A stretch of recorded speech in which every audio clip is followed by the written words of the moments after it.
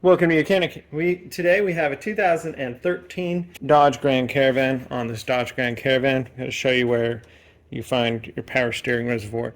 When the door's unlocked, you'll be able to open it, and then you'll see right down here, this is where you grab to be able to pump the hood release lever. And now we go around front and open up the hood. So around front here to release the hood, you raise it up, and right above this, the center, just off to the left of center, is the hood release lever, and you're going to depress it toward the left of the vehicle or toward your right if you're looking at the vehicle. And we just press that way and then that way.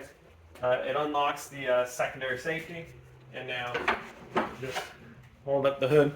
So the power steering reservoir is located on the right side of the vehicle, the passenger side, and it's right here attached to the air filter intake system.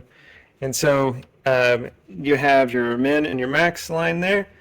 Because of the discoloration of this container, to be able to see the levels, sometimes it's easy to just put a light to the side and then you'll see the level of it.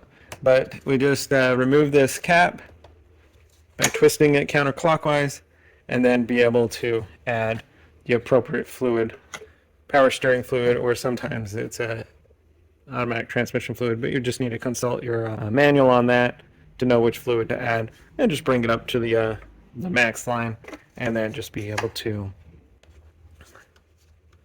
put the cap back on and tighten that in place. And that's where you would add power steering fluid to your vehicle.